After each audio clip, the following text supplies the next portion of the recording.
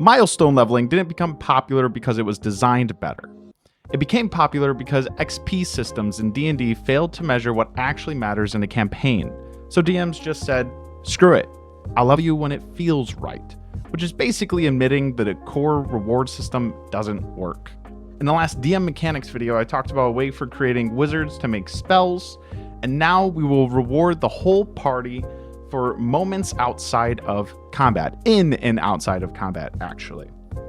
All right, so the stakes for this video, what I am talking about today, is what if parties could enjoy XP leveling again without it feeling like a grind, and while being rewarded for the RP actions that you, as the DM, and a lot of times even the players, always want to see happen and be given chances to take more of and feel like they're meaningful and contribute something. In this video, I'll go over a number of ways to achieve this using factions, crits, and even powerful NPCs, as well as many, many other examples. So, before I even get into my XP system, what I created, I think it's important to go over my thoughts on combat XP leveling and milestone versus XP leveling. So for me, personally speaking, I find combat XP by itself to be a very niche style of DMing and campaigns. And I think it's for certain players who enjoy just fighting things and maybe little role play and then repeating the cycle and earning the loot. I think those players tend to want more killing and want more treasure and want little to no of the other stuff, or just the other stuff's in the background. It's just flavor. And for me, that's not a very exciting way to do it. So this is why I think that most DMs and players who agree with that tend to lean towards the milestone leveling of just doing it when it feels right, which sounds good, but in practice, I think has a lot of problems too. I think that milestone leveling leads to players pushing the DMs for leveling more because they're feeling like things are stalling out, while the DMs are pushing back against the players, wanting the players to roleplay more and make more moments that matter and really bring the whole story to life like you would around the table. And so I think this friction just creates that natural discomfort for both parties where one wants something and the other one's hesitant to give it. So that's why in the end, my base feeling is I think that on that stance of the combat leveling system, I think it becomes inconsistent. I think it leaves players feeling unsatisfied a lot of times. And I think it drives too much combat since that's all that gets rewarded. And on the other side, I think for the milestone leveling, it can also be very inconsistent unless your DM is on top of it and probably has some sort of system for trying to figure out the milestone leveling version of it. I find that myself and other players really love counting our XP numbers when it's done right. I actually was pretty new to the whole XP side of leveling things. It was one of the first times I had really ever embraced it. I've played it for small times in other game systems and campaigns, but running my own and playing my own game where that was the core decision that I made is to not do the milestone and really embrace this XP leveling. That's what got me working on a game design and a mechanic for out of combat things because I wanted it to feel enjoyable. I did take a lot of inspiration from the Lost Mines of Phandelver. You can go check out that adventure. I really did enjoy their easing you into the world of the Forgotten Realms. I enjoyed ways that they found moments to point out behind the scenes as the DM where you could level players where it kind of wouldn't always feel intuitive to as a normal DM. If you're not looking at a module, maybe you wouldn't think of those. So those helped kind of start to shape my thoughts around what I would eventually make for my system. I just wanted to give this kind of a go where I leaned heavily into it and tried to build a difference between the combat side and everything else. Clarifications about my XP guideline system.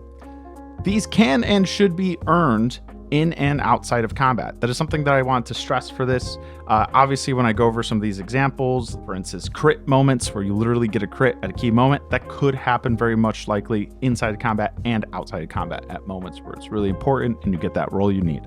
But I just want to make it clear that these are not they're not standalone and they're not separated, that the combat XP goes together with my XP system. And I think that especially when you scale into the later level, I think it really rewards players' initiative to continue building their character in a meaningful way and not just preparing to fight the next tough thing to get that next level. I think it helps to round the whole story out in a way that still feels fun. Oh, and going back to that thing, I remembered something I was going to say. What I was saying earlier about finding myself and other players really loving counting it is I didn't expect to enjoy that as much, but once this overall system made sense to me, it was a lot more enjoyable to sit down at the end of the session and divvy out all the ways the XP is being awarded, instead of just like, oh, you fought these skeletons or these zombies and then here's your XP and let's move on. It was cool giving players the moments and acknowledging what they're doing well and rewarding them for doing that thing well, and then giving that little XP for that. So that was side thought, clarification. Another clarification is that this mechanic system is not meant to be min-maxed, and so it still requires thoughtful roleplay to be earned. People could read into the system and obviously say, well, if I just checkmark these steps, if I go to this faction and try to make headway there and join the faction, and if I go talk to this powerful NPC there, even though I have no reason to, I'm just going to go do it for the XP. People could try to make that argument to break the system, but that is inherently just not the purpose.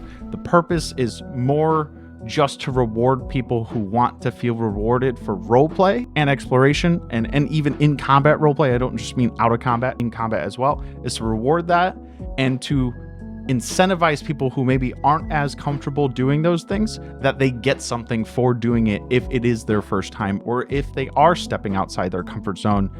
This is a great way to start to train them with the little treat system how to do those things and guide them in the way that you envision it. Because I also think that's something that a lot of people don't talk about, is that each DM has a different vision of what good roleplay might look like, or good exploration might look like, or encountering the world and interacting with the NPCs in the world. Every DM has a different view of what that looks like, and if saying it to your players just isn't really enough, which I think that's fair to say it might not be, well, this is a way where you could directly say, that moment, even though I can't explain what you did that I liked, but I know I liked it, here's the reward related to the type of way that you earned the XP for your character. So good job. Oh, the last clarification is that the XP will not be equal for everyone at the table. So that's something that I'm sure is going to be debated between the community. People have different views on it, but personally speaking, I don't feel that each player should be getting the same XP every single session. I think that you obviously want to be fair to players, but I've already built in a baseline XP for just showing up and contributing. So that's you're giving everyone a nice little treat, regardless of combat even.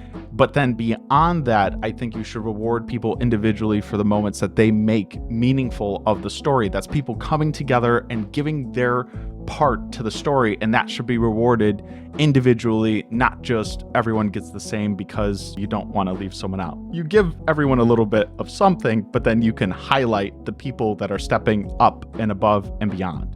Hold that thought, Generator. For all the little goblins watching this, it would be awesome if you could hit that like and subscribe button and leave a fun comment down below. We are on our journey to 1,000 subscribers, so please join our adventure. Okay, now back to the video. So that is the clarifications. Now I am going to go over the sheet, which you'll see probably pop on right now, or maybe it'll pop on throughout the video. Baseline XP. So that one is basically, like I said, for showing up. You get 100 XP just for being a participant and contributing. Roleplay XP. So this is something where characters can earn for their in-character choices, drama, humor, immersion, staying in character, expressing themselves, their flaws, their ideals, being emotional, and being creative in roleplay. I think that's just a nice kind of immersion reward. Then we have world interaction. So this is for going out of your way to explore new locations, interacting with NPCs, describing actions vividly. Like sometimes when I would play a wizard, I would make the habit of literally saying the incantation or describing the gestures, or when a warrior does that finishing kill and they really make it cooler than just a head falls off or whatever. So this rewards that curiosity from the group and engagement from them to bring your world to life. The next one I have is personal goals. So that one's more leaning towards people who have backstory goals, or if you're giving them goals throughout the campaign, that's an individual one for people that have a certain aim and direction with their character. And personal goals are like making those little achievements to the bigger goals. I have a completed milestone one as well.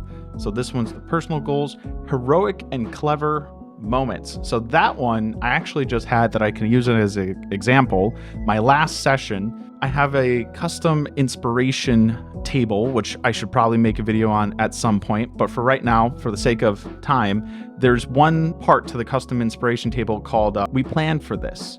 And my player, this is the first time the group's ever used We Planned for This. It's been there for a year or two. This is just the first time it's ever come up. The player decided to save an NPC by using their inspiration point, say we planned for this, and having a backup medicine kit that they just pulled out of their inventory because they had gone to the store ahead of time, of course, before this fight had happened. So I allowed that and I let them do that, and they were able to get to the NPC in time who had just gotten killed by a not a manticore, but gotten killed by an ally from an Nat 1, and save that NPC before they could die.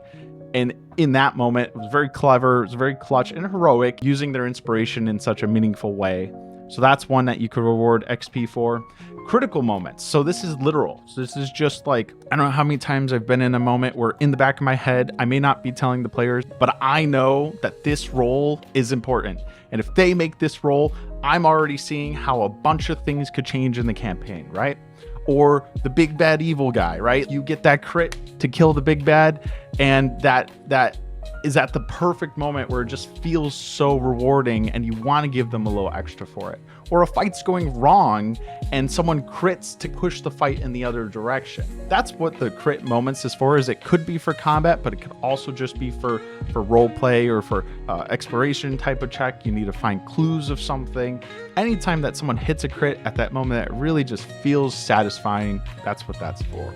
Like I said earlier, I had roleplay with a powerful NPC as one of them. So there's been a number of times for me personally in my campaigns, I have this character named King Targalov, and he is a very cool undead king of my world of Argon.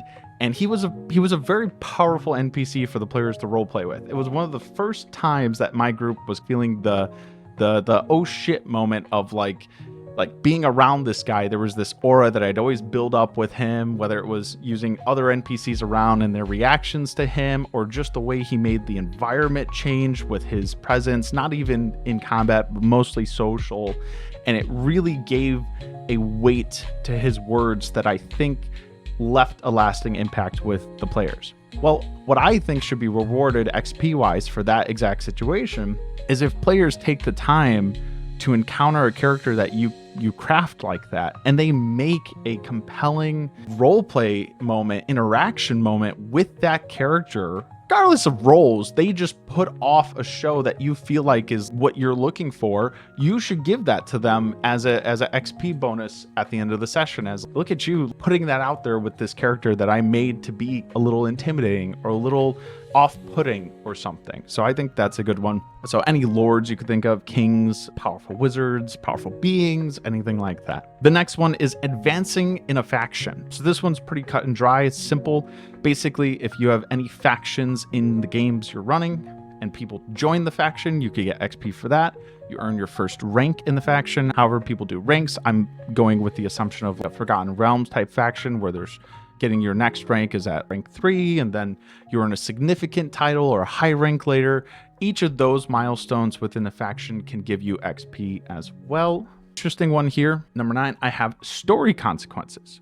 So if you have a character lose someone meaningful to them, and you could tell that the player maybe had an attachment to it and they role play their character in a way that really touches you or touches the group, means something with that, they should get XP for losing that ally, losing that meaningful companion, or failing a ritual, or getting cursed or something, they should be getting a little bit back for the emotional investment that they've given to your world, right? Another one that I've gotten, this is something that's personal to me and my fiance. She seems to play the same way as I do. This is investing in the world. So anytime characters take time to establish themselves, invest in a venture in the world with NPCs maybe, or businesses and shops, or just trying to build something that wasn't there before, you can give them, sort of similar to the factions, a bit of milestone XP as they make progress with whatever thing they're investing in. And I have the XP amounts here that you could be giving them. So I was talking earlier about personal goals. Then we have major goal completed. So if you picture a character, I had a wizard. His name was Theron Varys. I still have him. He's still alive and well. Thank you for your well wishes. Theron is a faithful of Ogma, which is a deity of the Forgotten Realms, and he believes in knowledge for all and spreading it. And so he got some visions from Ogma to go find this desecrated shrine by goblins that had put their god Maglablight or something up and desecrated the shrine, and he needed to go fix it. So that was his big overarching goal. He has a lot of little goals of like trying to just get more knowledge, but that was his big one. And when he achieved that goal, he got a surplus of XP of between 250 and 500 XP, depending on how impactful that goal was for the character, I'd say. So that's a major completed goal tied to the smaller ones. And then the last of the 12 ways to give XP for characters is quest XP. So if you have, basically, if you want to get into more of a rhythm and a routine, and mentally that you've set aside a couple small quests, maybe a couple medium quests, like, you know, saving a damsel in distress or fighting a beast that's too close to town, and then a couple big quests like defeating a big bad evil guy, but maybe there's a couple of them in your campaign, or maybe they stop a huge plague or something like that. There are XP amounts that you could give for completing each of those quests, and that would be on top of the combat XP that they would receive from going and doing the adventure with fighting whatever things they would fight anyway. Another side note, this is a small thing, for the combat XP, what I sometimes do, which I'm sure some people would just think this is a no-brainer, is if the monster runs away because they get low enough HP, I give the party 75% XP for that as well. They don't have to necessarily kill the monster off to get the XP. They could just do enough damage to make them run away, and then they get a low XP. Anyway, to me, the reason this system works is that it rewards people for role-playing as much as combat. It's consistent. I think it's predictable with progress, and encourages goals and explorations and story choices. And overall, I think it just can work regardless of the combat volume that you do or don't want to throw at your players. So an example of the session rewards is everyone will obviously get the 100 base, right? But let's say you're Rogue, Jara the Rogue, did great roleplay, give him 50 XP for that. Dorn, Cleric, he gets furthering his religious arc, give him 50 XP for getting towards his personal goal. Then you have Kess, the Bard, and that Bard spent time exploring the town and talking with NPCs, give them 80 XP for engaging in those activities. And then Thesrax helps solve part of a riddle or a puzzle, and you give them 30 XP for that interaction with the puzzle. Another last thing I would put in for this sheet, this system, is the tier multipliers. So I did play test this, and then I did, before I really launched it with one of my main groups, I let everyone read it and let them give the criticism. And the first criticism they had was scaling, because the numbers are relatively small. So two things. I think that combat will fix this on its own, because the combat will still be XP you get. So I think that will just fix it. This is just a bonus to the combat. But I did listen to the feedback, and I made it tier multipliers. So from levels 1 to 4 times 1, that's tier 1 of play. Levels 5 to 7, 1.5 multiplied to just this roleplay, not the combat XP, just this out of combat or other than combat XP system. 1.5 multiplied to that, and that's for tier 2. Tier 3, levels 11 to 16 times 2, Tier 4, level 17 to 20 times 3. So I think these multipliers gently increase the XP output, so that way at higher levels the characters still feel rewarded without outpacing the 5e chart that is in the player's handbook. These provide structure and reward behaviors that you'd like to see more of at your table. I'd love to know if you have any aspects you would add to the system I've created. Let me know down below. And next, I'll be going over winter weather mechanics, so stay tuned for that. I've got a campaign that I'm currently running, and the winter weather mechanics I'm using a lot of, so I'm having fun with making those. If you stayed to the end of the video, like it, subscribe, share. Thank you guys very much, and I'll see you next time.